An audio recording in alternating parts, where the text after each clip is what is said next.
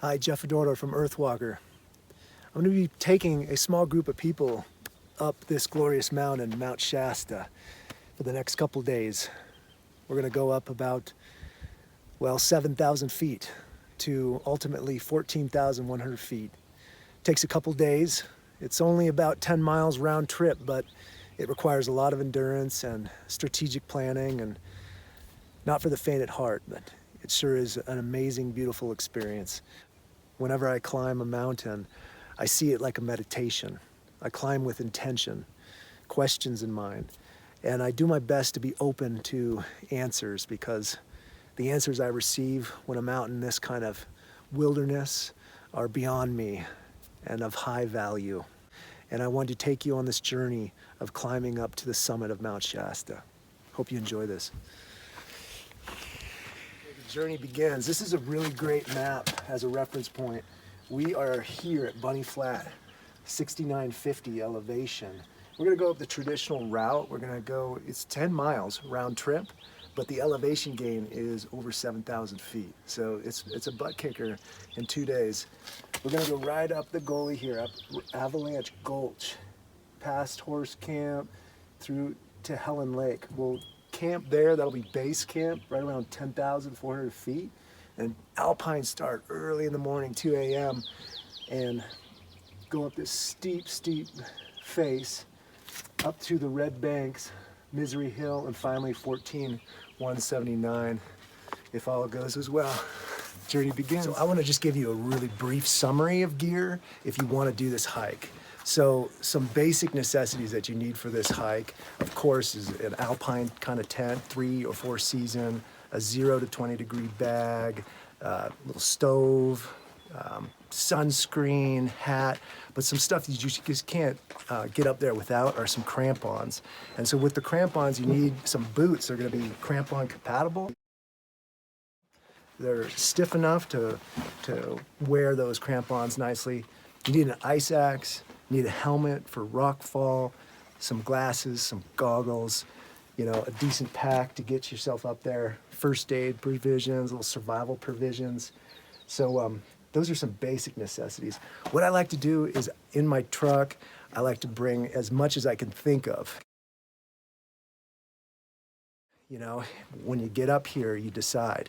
The environment will tell you what you need. If you need snowshoes for the approach, given it's a heavy snow year, or a snow shovel. This year really doesn't look like I need that kind of extensive stuff like a probe and a shovel, and it's just, it's a low snow year. So I'm gonna cut some weight. Average pack is right around 40 pounds for this kind of trek. So you'll be doing good with everything, water, food, right around 40 pounds. All right, it's 6:30 a.m. We should be right in the middle of the mountain by noon. So the beginning of this trail just meanders through the tree line for about an hour or so on a good pace. And pretty soon we'll break out of the tree line and start hitting the snow line. So we're getting out of the tree line now. And our first waypoint is this hut right here. There's got a lot of history in this hut. This is the Sierra Club hut, just around Horse Camp. And it's a nice little place to chill out and get some water. A fresh spring, you can refuel the water. This is the old Sierra Club cabin, erected in 1927. Come check it out.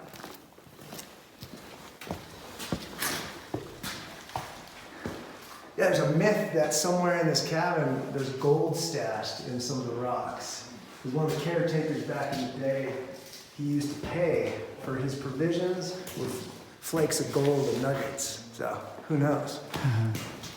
Right, so after Horse Camp, you start breaking out of the tree line and you get into more exposure. This is the view. Avalanche Gulch, we're starting to get some heavier terrain, more topography. Start feeling that 8,000 foot plus elevation. Just one step in front of the other. Breathe nice and deep and slow. And the meditation continues. All right, we're finally getting to the snow line.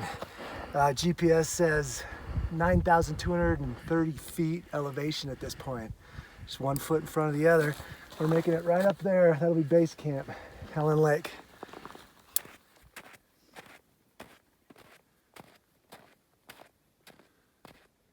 Just climbing the last little bit up to Helen Lake, but you can see the view.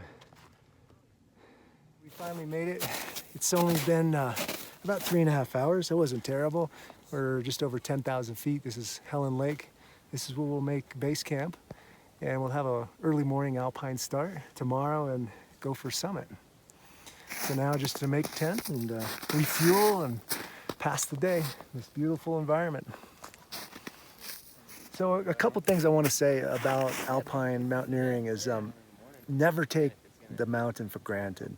There's definitely some hazards involved in climbing like this. I want you to not have any kind of false expectations and to always take this kind of thing seriously. So some of the most common hazards are obviously slipping off the mountain. And in such slopes and aspects, that's why you've got those crampons, that's why you have that ice axe, and hopefully you've come prepared with some fundamental knowledge and experience how to self-arrest. That's a baseline.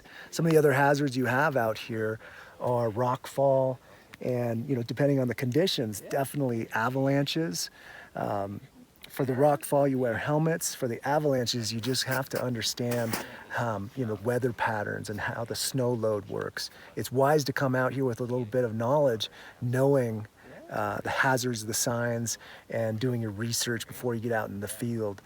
Be safe, be knowledgeable. Come out here with respect to the environment, and you'll most likely have an epic adventure with safety in mind. All right.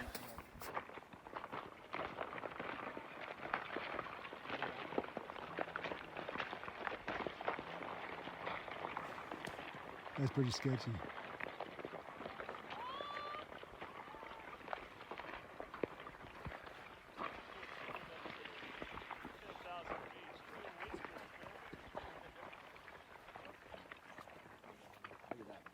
Yeah.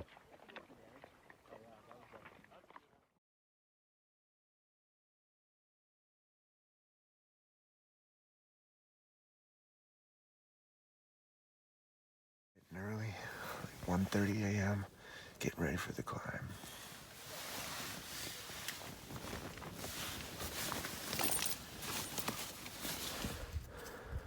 Hard to get perspective at this hour in the dark. It's really nice to see that sun too. But we're slow and steady right up this mountain. I don't know if you could see the stars, but they're kicking strong. Slow and steady, boys. We got this.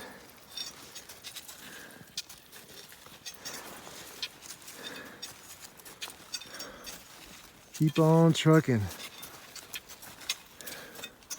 Going on 12,000 feet now.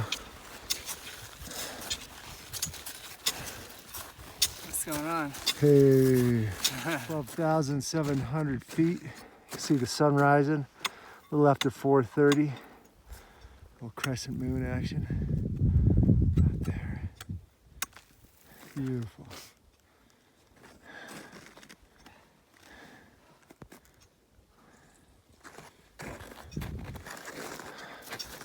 Nice job, guys. Hey. Found the ridge. Here we are, huh? The ridge? Here's the ridge. Gonna traverse the ridge up. Wow, look at that. Up. We've been hiking for a few hours. We're at 12,800 feet. We're at what they call the thumb, and we're on a ridge right now. You can see the beautiful sunrise. It's just spectacular up here. Words can't hardly embody the beauty of this place. I'm gonna point up there. That's where we're gonna head, up this ridge, up to Misery Hill.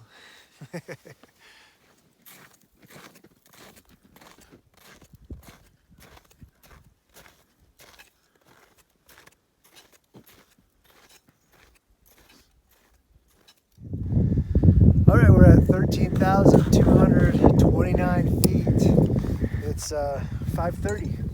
So some of you might be wondering, like, why leave so early in the morning? What's the advantages there? Well, there are a few that are practical advantages that are safety related, and there's a few that, are just more so getting ahead of the game.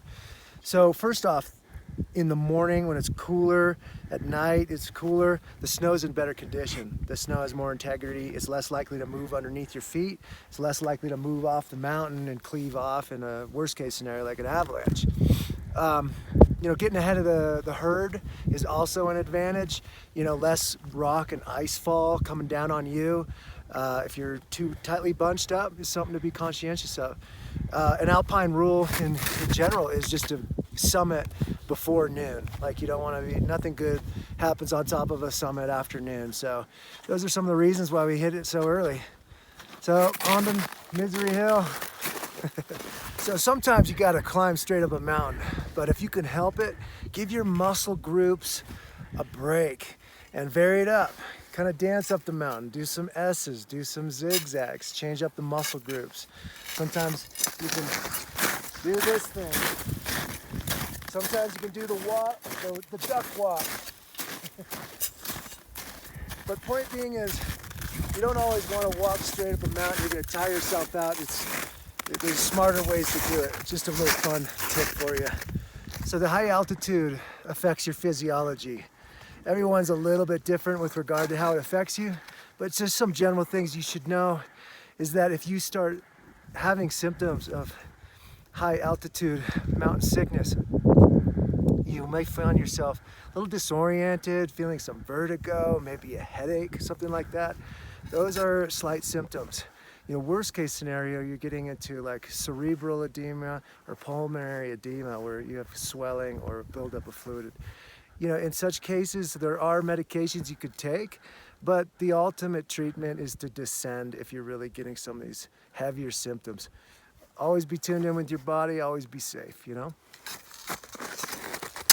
As the sun is rising, Mount Shasta is so large that it casts a shadow across the horizon. It's absolutely phenomenal. You know, when you're climbing, everything gets really simple and really clear. You just take in this view. You're looking at one step, two steps right in front of you. It's just this raw beauty out here. I don't know if I can totally encapsulate it with words, but those who have climbed, I'm sure have experienced what I'm talking about.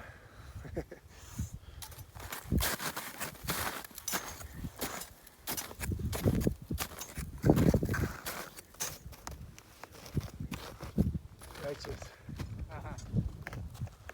Alright, this is the Avalanche Gulch. We're at 13,800 and some change. Just under 400 feet to get up to that peak. And it's just when you're feeling so grateful for all the work that you've done to get here. Finish strong. So if you look closely, you can see the sulfur coming out of the earth there. You know this mountain is alive. Push. You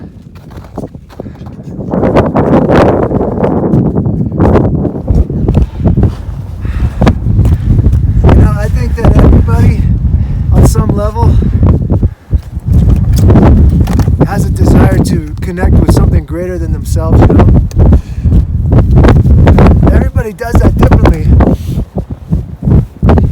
You know, being up here, this eagle-eye view of the world, that does it for me, man. And I think that's really what the spirit of climbing Mount Shasta is all about. Connecting with something much bigger than yourself. Yeah!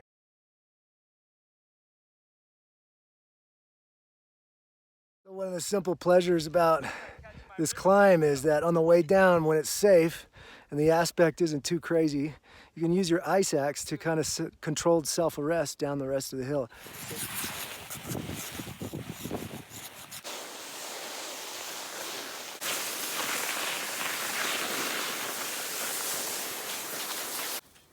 Here comes Jordan. Yeah! That's the way, buddy. Yeah, that's Nice. like good time to